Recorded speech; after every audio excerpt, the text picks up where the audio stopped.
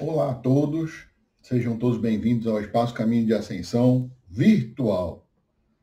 No momento que não conseguimos dar vazão à casa de uma maneira precisa e corpórea, estamos utilizando alguns meios, seja de gravação ou seja de transmissão ao vivo, para que se faça manifestar a vontade da casa e a vontade do plano espiritual para esta feitura. E para começar, de uma maneira muito sutil, para as pessoas me conhecerem, eu vou contar a minha história sobre todo o processo que eu tive da última encarnação e como eu vim parar na residência. Então, muito prazer, meu nome é Inácio Costa Cruz e eu vivi há aproximadamente 460 anos do tempo de vocês numa ilha um pouquinho acima desta terra chamada Aruba. E eu surgi lá de uma maneira interpestiva. Minha mãe era uma negra Swahili, do olho amarelo, e que ela foi capturada na África e trazida para Aruba para ser de cozinheira do senhor da ilha, que era um comandante na época espanhol. E lá ela estava e este moço se afeiçoou à minha mãe e começou a subjugá-la e acabou me gerando. E ao perceber que esta mulher estava grávida, ele a expulsou da casa grande onde eles viviam, e fez ela ir para a rua, ir para onde ela não sabia para onde ir, porque não conhecia nada. Ela foi pega direto para aquela casa. Ela desceu para a Vila Baixa, a vila onde moravam os pescadores, os carregadores de cargas, e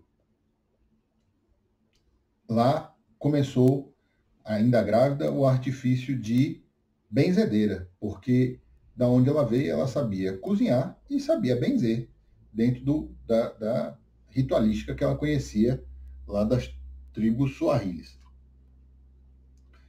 Então ela começou a ser benzedeira e ganhava doações quanto a isso, conseguiu morar de favor por um tempo, depois conseguiram construir uma casinha para ela, e eu nasci. E foi algo muito ruim para minha infância e adolescência, porque minha mãe negra, meu pai era espanhol, eu nasci mulato do olho verde. E eu fui muito hostilizado durante a minha infância e adolescência, porque as pessoas sabiam de onde ela vinha, que era da Vila Grande, da Casa Grande, da Vila Alta, e ficavam me perguntando quem é teu pai, quem é teu pai. E minha mãe já tinha dito quem era meu pai, mas nunca havia permitido que eu falasse com medo que me matassem, que ele me mandasse matar, porque era o comandante da ilha, e eu guardava isto para eu, e as pessoas ficavam tripudiando da minha inocência, falando quem era meu pai, quem era meu pai. Com isso, eu comecei a adquirir ódio por este homem, porque ele não me reconheceu como filho, me gerou e não me reconheceu como filho. E enquanto aprendia os artifícios de ser armador de rede, este foi meu ofício na minha última encarnação, eu fazia redes de pesca grandes para arrasto,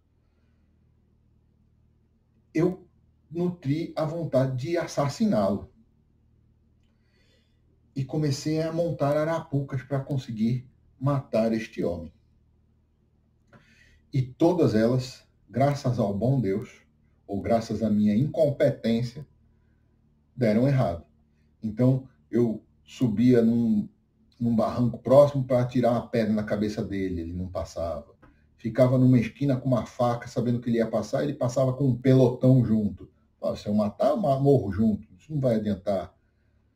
E tentei diversas maneiras para tentar assassiná-lo e não consegui. Até que quando eu cheguei Lá por volta dos 18, 19 anos, eu falei, chega, eu não vou tentar mais matar esse homem, porque está sendo um atraso de vida, eu já estou ganhando meu dinheiro, já estou fazendo algo que me dá prazer, e desisti dessa ideia. E com isso, se aproximou de mim uma moça, eu consegui me amancebar, consegui ter 2 filhos, e minha mãe continuava lá na lida dela de benzedeira, até que um dia, eu já taludo dos 30 anos de idade, meus filhos já crescidinhos, chegou um soldado e falou para minha mãe, chegou na casa de minha mãe, eu acompanhando, minha mãe morava perto de minha casa, até porque eu fiz a casa muito próximo da dela para cuidar dela. Chegou próximo da casa dela, bateu na porta e falou assim: estão lhe chamando na casa grande. Eu falei, aí vai. E ela saiu e viu que eu estava ali fora, porque eu estava sempre ali fora fazendo rede. Chegou para mim e falou: tu vai com eu? Eu falei, vou, vou correr com tu sim. E cheguei e entrei naquela casa e fomos direto para o quarto principal. E chegando no quarto principal, eu encontro um homem, já de idade, acamado, doente, muito atarantado, e falou: olha, benza ele, porque a medicina já não está ajudando mais, ele precisa de uma outra ajuda. E nesta hora eu pensei: é agora que eu mato este homem. É agora que tudo se dá por terra. Ela pediu para todos saírem e só eu ficar. Eu falei, é um travesseiro. Do jeito que ele está, vai falar, morreu, não deu nem tempo para benzer. Mas eu olhei para ele e eu tive o pior sentimento do ser humano, que é dó. Eu percebi que aquele monstro que eu tinha criado na minha infância, na minha adolescência, de um ser cruel, difícil, que era inatingível, era só um ser humano, atarantado por todos os problemas, por todas as responsabilidades, com o peso da sociedade em que ele não podia ser adúltero junto dele, e eu tive dó. E ali eu me libertei. Me libertei de tudo que ele tinha feito de mim, porque eu me igualei a ele e percebi que tive uma vida muito melhor que a dele. Por um tempo, presa, cativa aos meus sentimentos ruins, mas agora estava livre, estava feliz, estava amplo. E com esse sentimento de dó, eu deixei minha mãe fazer o trabalho dela, ela benzeu este homem e o homem melhorou. E ao sair da casa, ele ainda perguntou para minha mãe e falou assim: este é teu filho? E ela virou para ele, muito dura, falou assim: este é meu filho. E fomos embora. O homem melhorou, durou ainda mais alguns anos, poucos, porque já era de idade, e desencarnou. Mas isso me fez pagar todo e qualquer tipo de penitência que eu já tinha tido feito com ele em outras encarnações, porque tudo que eu sofria foi algo que eu já tinha feito ele sofrer e só estava pagando, e por uma maneira até atabalhoada de entender, eu consegui compreender e me libertar. E com isso, eu segui minha vida tranquilo, até uns 60 e poucos anos, o que já era muito naquela idade.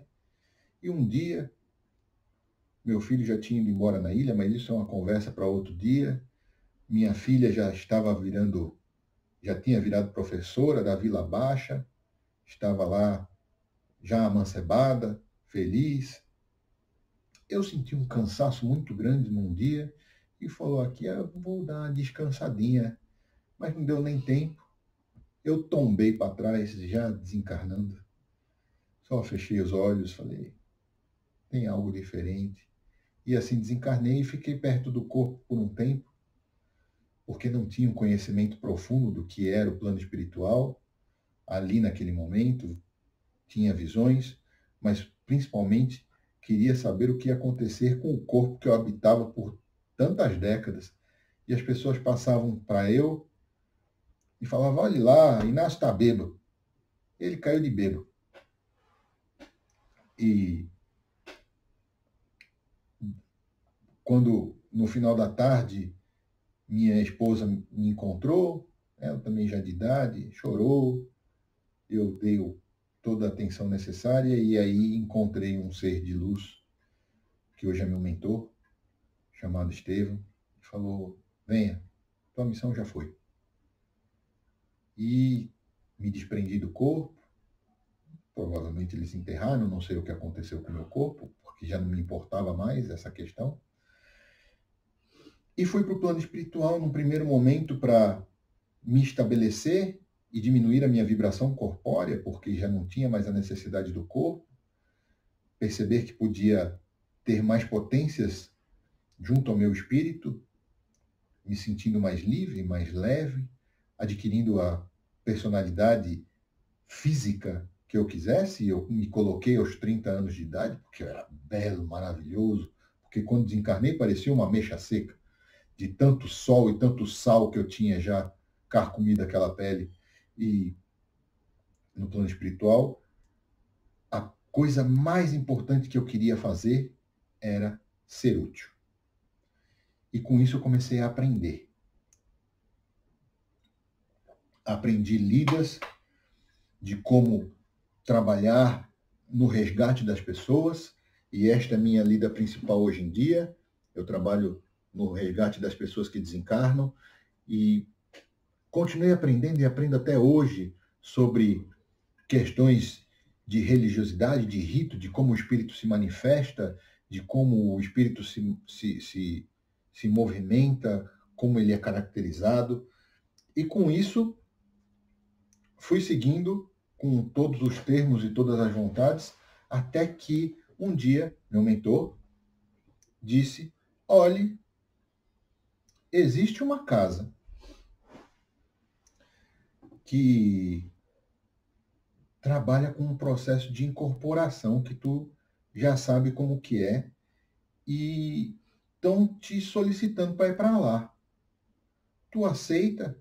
Tu vai se aproximar de uma pessoa que tu já conhece, que tem uma certa familiaridade, e que tu vai trabalhar conversando com as pessoas. Eu falei: oxente, eu passei minha vida inteira conversando com pessoas.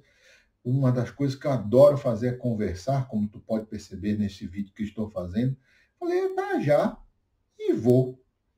E comecei a me aproximar, e com isto foi dada a oportunidade de desenvolvimento mediúnico para este moço, e foi indo, me fiz presente, me fiz na minha autenticidade, falando tudo que eu conhecia, percebendo as potências desse médium que me dava passagem, percebendo o que eu podia aprender com todos os outros, e ao mesmo tempo trazendo os conhecimentos que eu já tinha de minha realidade extracorpórea, do plano espiritual, para as pessoas que vinham conversar com eu enquanto incorporado. E com isso foi indo, e passou-se de anos aproximados de 15, até que um dia o coordenador da casa espiritual resolveu me passar a batuta, me passar a responsabilidade de cuidar desta casa.